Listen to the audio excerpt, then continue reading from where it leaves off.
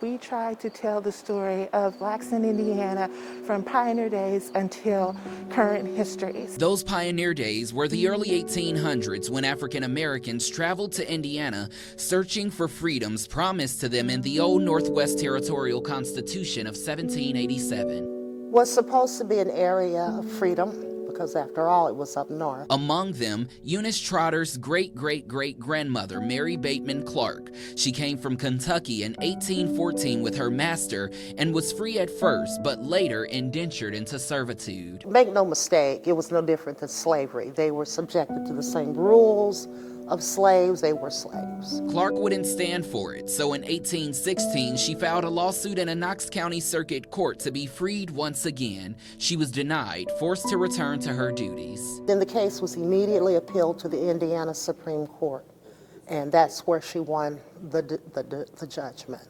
200 years later, Trotter is sharing her ancestor story in her book, Black in Indiana. She writes that ruling in 1821 set a precedent for the freedoms of others fleeing north by way of the Underground Railroad. Please help me. The Slippery Noodle Inn downtown was a safe passage along the route, housing many runaway slaves from North Carolina. As a result of these increasing freedoms that Black people had at that time, vigilante organizations were set up, like the Klan, who orchestrated violent attacks on Black people in southern Indiana near Vincennes, also known as the New York City of Indiana at the time. There were many cases where communities would be attacked by these groups of gangsters, mobsters, who decided that they did not want their presence there. Settlements became a safe haven for African Americans starting in 1814, like the Lick Creek settlement in Orange County, featured at the Indiana State Museum.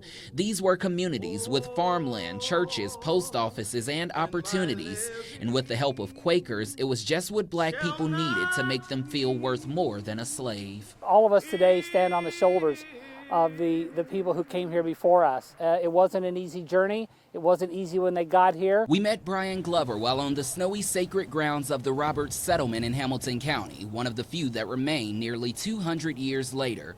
He's the third great-grandchild of one of the founders, Elijah Roberts, who died in 1848. There's a lot of history here, my family's history, but it's a history that I think kind of belongs to everyone.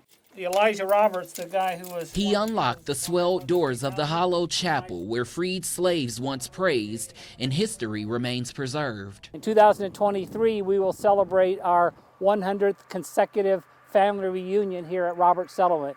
So that means a lot. Places like this made a way for African Americans who sought opportunities beyond freedom, like education, employment, and wealth. At the Indiana State Museum, you're reminded of the progress made, like the opening of Crispus Attucks High School, the only school for Black students in Indianapolis. The victory, not only from the basketball team, but just the victory in the classroom and the wonderful opportunities that were made at this school that helped. The stories of Indiana's Black pioneers becoming more than a gateway to freedom. After a daring trek on the Underground Railroad, their journey paved the way to a true American dream. They instilled in us an ethic of working hard, of getting an education, of giving back to your community. So I think it's important that we recognize that and celebrate what they've accomplished, and then try to do whatever we can to sort of carry it forward. Reporting in Indianapolis, I'm Darius Johnson.